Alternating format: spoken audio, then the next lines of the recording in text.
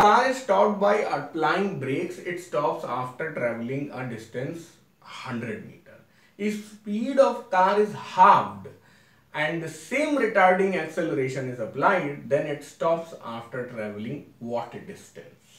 ठीक है, तो भाई पहले बहुत तेज चल रही थी। कितनी चल रही थी? किसी भी स्पीड पे चल रही थी, ये नहीं बताया इन्होंने, वो यू पे चल रही थी। 100 मीटर पे रुक गई।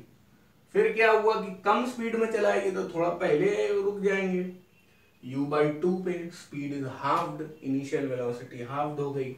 तो अब आपसे पूछा गया कि ये डिस्टेंस कितना होगा। थोड़ा अगर ट्रैफिक की भाषा में देखा जाए तो इस डिस्टेंस को ब्रेकिंग डिस्टेंस बोला जाता है for this speed. Her speed की अपने व्हीकल के हिसाब से अलग अलग ब्रेकिंग डिस्टेंस होती है। जैसे कि मान लीजिए कि अगर u है 10 मीटर पर सेकेंड, मान लीजिए, तो 10 मीटर पर सेकेंड की ब्रेकिंग डिस्टेंस 100 मीटर हो गई। 20 मीटर पर सेकेंड की ब्रेकिंग डिस्टेंस कुछ और हो जाएगी। ये कॉन्सेप्ट हमेशा रहता है क्योंकि एक्सेलरेशन या रिटार्डेशन जो है वो कांस्टेंट होता है। किसी भी गाड़ी का रिटार्डेशन जो रेट होगा वो उतना ही रहेगा, कांस्टेंट रिटार्डेशन रहेगा, आप किसी भी स्पीड पे चल रहे हो।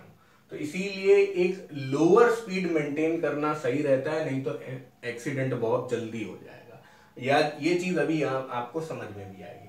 मान लीजिए ये 10 तो मैंने ऐसे फालतू में लिख दिया, ये दिया भी नहीं है। मान लीजिए कि इनिशियल वेलोसिटी u है, तो पूरी ब्रेकिंग डिस्टेंस कवर करने के बाद ब्रेक लग जाएंगे, गाड़ी रुक जाएगी और 0 हो जाएगी। u/2 होगा तब भी ब्रेक लग जाएंगे, गाड़ी रुक जाएगी और फाइनल वेलोसिटी 0 हो जाएगी। Initial velocity, final velocity, distance covered. Initial velocity, final velocity, distance covered. Her bar acceleration a क्या है? कांस्टेंट है। चलिए अब हम लोग इक्वेशन ऑफ मोशन लगा लेते हैं भाई। v² = u² - 2as, ऐसे ही होता है। और अपने केस में माइनस हमने क्यों लगाया? क्योंकि कांस्टेंट रिटार्डेशन की बात हो रही है। तो अब v क्या है? फाइनल वेलोसिटी 0 है, ये u² है, -2a, s क्या है? 100 है। तो अपना क्या आ गया? u² = 2a × 100, इस तरफ चला गया ना। अब उसी तरह इसकी भी कोई डिस्टेंस होगी, है ना। उस डिस्टेंस को आप s मान लीजिए, x मान लीजिए। चलिए मैं x मान लेता हूँ, x ही निकालना है यहाँ पर। तो यहाँ पर इसी लॉजिक से ये आ जाएगा u/2 का होल स्क्वायर = 2ax। अब बस आप सब डिवाइड कर लीजिए। इक्वेशन 1 को इक्वेशन 2 से डिवाइड करेंगे, क्या होगा? u² / 1, u² / 4, 2a × 100, 2a × x। वैसे तो अब ऑप्शन देख के तुरंत समझ में आ जाएगा, बट सही से कर रहा हूं मैं थोड़ा। अब ये पलट हो जाएगा तो 4 हो जाएगा, है ना। तो 4 यहाँ पे एक तरीके से यहाँ पे 4 लिखा हुआ है, तो 4 × x = 100 और x = 25 मीटर। तो मजे की बात यहाँ पे ये आ गई। चलो ऑप्शन बता देता हूं मैं पहले। ऑप्शन है 1, ठीक है।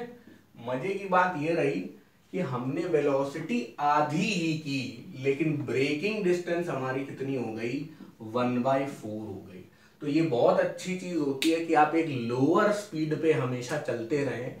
तो आगे अगर बिल्ली रास्ता काटेगी या कोई सांड रास्ता काटेगा, तो उस केस में आप बहुत सही टाइम पे रुक जाएंगे। लेकिन अगर मान लीजिए आप डबल द स्पीड में चल रहे हैं, तो आप 4 गुना आगे जाके रुकेंगे। तब तक सांड आपका काम तमाम कर चुका होगा।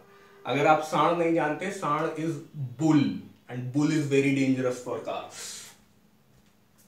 मैं काफी पैसा खर्च कर चुका हूं।